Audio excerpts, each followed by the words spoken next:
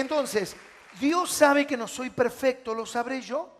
Esto es fundamental. Miren lo que nos dice la Biblia en 1 de Juan 2, 1. Hijitos míos, estas cosas os escribo para que no pequéis.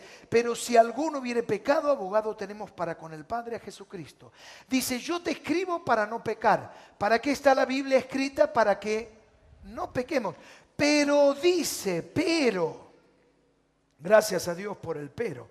¿Cuántos dicen gracias a Dios?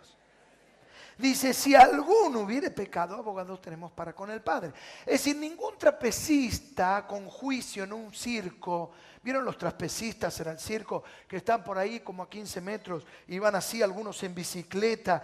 Ninguno va por esa tanza o ese acero sin una red abajo. Porque en algún momento le puede salir mal y para eso está la red.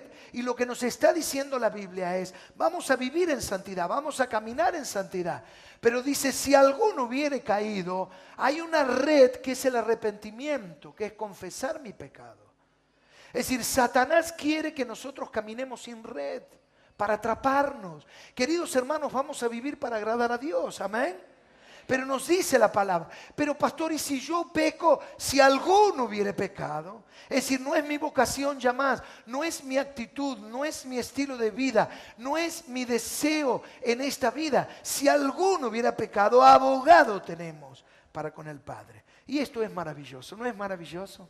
Esta es la red que el Señor nos ha puesto. En cuarto lugar, arrepentirse implica vergüenza por el pecado. ¿Implica qué cosa en cuarto lugar? Claro, antes uno era de hablar de los logros. Ahora son mis vergüenzas. Uno decía, no, vos no sabés lo que era, vos no sabés lo que yo hacía antes cuando esto. Y hay gente que a veces lo dice, en realidad ahora tiene que ser mi vergüenza. Saben que para muchos, desde que se inventó el espejo, fue traumático este invento.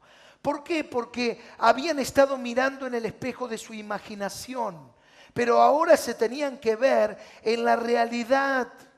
Claro, hay mucha gente que cuando no conoce a Cristo se mira en el espejo de la imaginación y dice, yo soy un campeón, yo soy un fenómeno, yo hago bien las cosas, yo camino bien, yo no hago mal a nadie. Y de repente se convierte y ahora ¿qué tiene que hacer?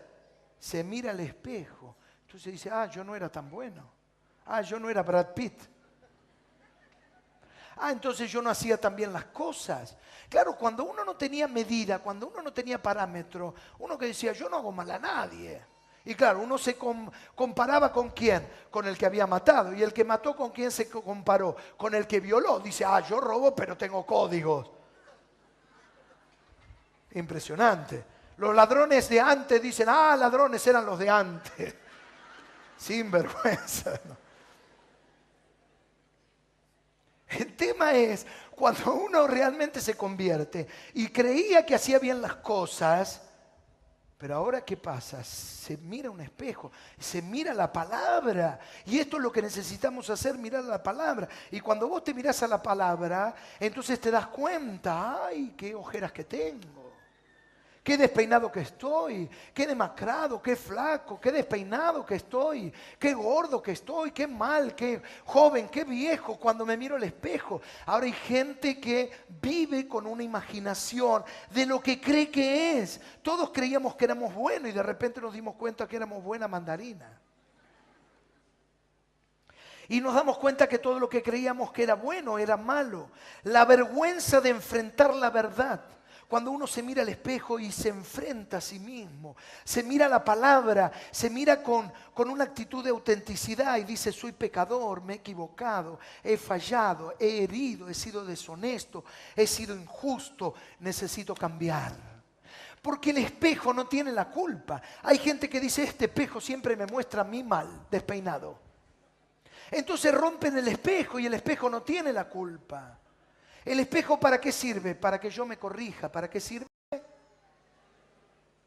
Para eso es la palabra. Para que yo me mire, yo me corrija.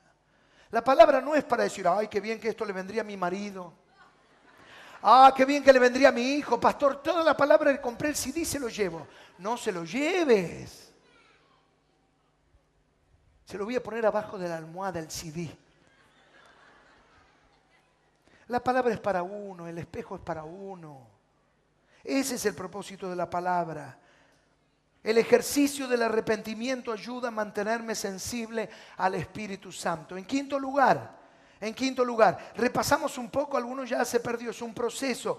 En primer lugar es la percepción del pecado. Segundo es la tristeza del pecado. Tercero es la confesión del pecado. Cuarto es la vergüenza del pecado. Y quinto, vamos a decir, arrepentimiento incluye odio por el pecado. ¿Incluye qué cosa? Odio. Un verdadero creyente es alguien que ama a Dios y odia el pecado. ¿Y hace qué cosa? Si alguien detesta lo que le cae mal al estómago y tiene cuidado, ¿cuántos tienen problemas con el estómago? A ver. ¿Sí? Algunos repiten el ajo y no pueden comer el ajo. A ver. El morrón asado. También lo repiten. ¿A algunos le cae mal el matambrito de cerdo? ¿Sí? Puede ser. Bueno, si les cae mal, ustedes me lo juntan todo. Matambrito, morrón, ajo y me lo traen a mí. No. No, en realidad lo que quiero decir, que cuando...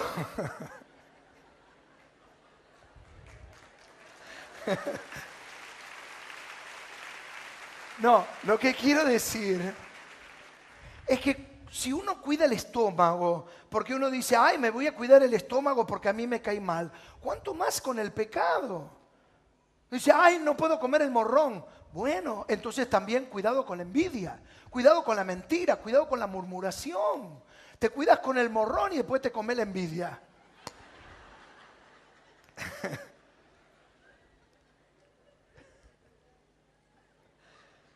Estoy a punto de tentarme. Claro, la realidad es que lo que antes amaba, ahora lo tengo que despreciar. Eso es la verdadera conversión. Aquí está el secreto de la liberación. Miren, el Salmo 45:7, así nos ponemos serios. Dice, has amado la justicia y aborrecido la maldad. Por tanto te ungió Dios, el Dios tuyo, con óleo de alegría, más que tus compañeros. Amaste la justicia y aborreciste la maldad. Ese punto de inflexión es el que produce la verdadera conversión. ¿Por qué algunos no pueden crecer? Porque aman a Dios y yo no lo dudo, pero siguen amando el pecado. El secreto, ¿dónde está? Así como amas a Dios, ¿cuántos aman a Dios? Baja la mano. Pero ¿cuántos lo aman con todo el corazón y con todas las fuerzas? Con la misma intensidad tenemos que odiar el pecado. Porque si yo amo a Dios con todas mis fuerzas y con todo mi corazón, pero por el otro lado sigo amando el pecado, entonces no hay avance espiritual. Entonces, qué importante es tomar la decisión. La conversión es un cambio de interés. Eso es convertirse, es cambiar de interés.